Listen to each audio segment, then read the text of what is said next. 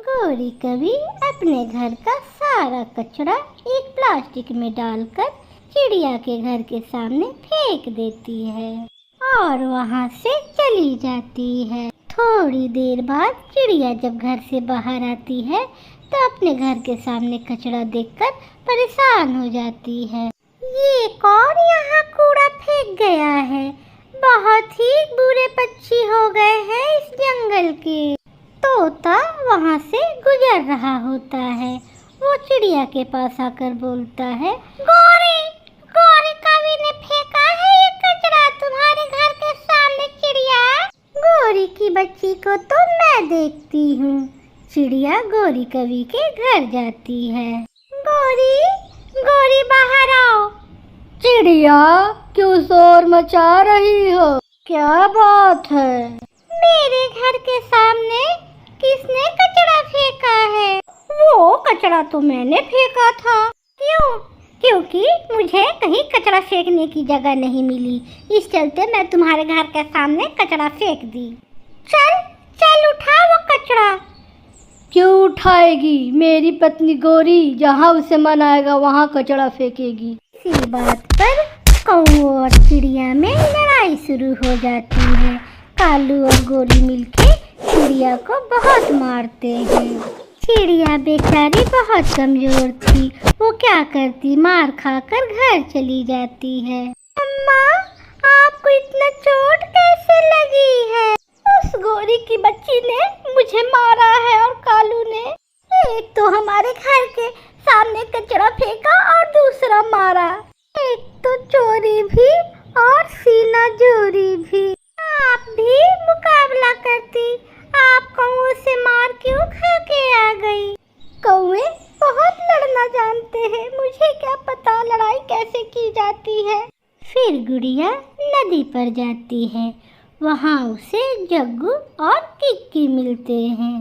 गुड़िया की मम्मा को मारा, मेरी मम्मा ने गुड़िया के मम्मा को मारा और मेरे पापा ने भी मारा, बड़ा मजा आया।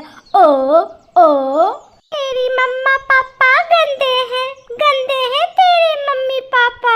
जग्गू मत तंग करो गुड़िया को। करूँगा। गुड़िया भी कमजोर, उसकी मम्मा भी कमजोर। लड़ना है लड़ाई कर ले मुझसे। जग्गू आगे बढ़ता है और दो चार गुड़िया को लगा देता है। रोती हुई गुड़िया अपने घर चली जाती है। जब उनका मन होता है वो हमें पकड़ के मारना शुरू कर देते हैं। वे बहुत बुरे हैं मम्मा, मैं उनसे बदला लूंगी। वो कैसे बेटी? जैसे हम आज पीते हैं कल भी पीटेंगे। दूसरे दिन गुड़िया अपनी मौसी के घर जाती है। वहाँ उसकी मौसी और नानो दोनों मिल जाते हैं। नानी, मौसी, मम्मा को कौओं ने बहुत मारा है और उसके बच्चे जग्गू ने मुझे बहुत मारा है। नानी, मौसी, हम भी बदला लेंगे, हम भी मारेंगे उन्हें। कौओं ने मेरे बच्चों को मारा, मैं छोड़ूंगी नहीं उन्हें। गुड़िया की नानी गुस्सा में आ जाती है और उसकी मौसी भी, और दोनों गुड़िया के साथ चल देते हैं। गुड़िया उन्हें अपने घर लेकर आ जाती है। माँ रहने दे, बात बढ़ जाएगी। बात तो बढ़ चुकी है बेटी। गुड़िया चलो हमारे साथ, हमें उस कवि का घर दिखाओ। गुड़िया अपनी नानी और मौसी को साथ लेकर कौओं के घर की तरफ जाती है। अगर आज डर गई तो जिंदगी भर ये कवि मुझे नहीं छोड़ेगी। मुझे माँ और अपनी बहन और अपनी बेटी की मदद करनी चाहिए। आज तो मम्मा चिड़िया भी एक लाठी लेकर घर से निकलती है। बाहर आ गौरी कवि, मैं देखती हूँ तुझे। कौआ और कवि घर से बाहर आ जाते हैं। अरे ओ बुढ़िया, तेरी बेटी को मार के भगाया तो तेरा पेट नहीं भरा, और तेरी ये नातिन को मेरा बेटा पीटा, फिर भी तू यहाँ हमसे लड़ने आ गई। ये बुढ़िया हमसे नहीं बचेगी। अरे कौओ, तुम हमें जानते नहीं हो। ऐसा कहते हुए गुड़िया की नानी आगे बढ़ती है। कालू कौआ को एक किक मारती है। फिर उसकी मौसी भी आगे बढ़कर गोरी कवि को किक मारती है। कालू कौआ और गोरी कवि दूर जाके गिरते हैं। रानू भी अपनी लाठी लेके वहाँ आ जाती है।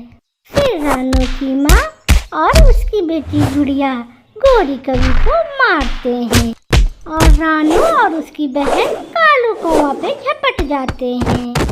चिड़िया, मुझे माफ कर दो।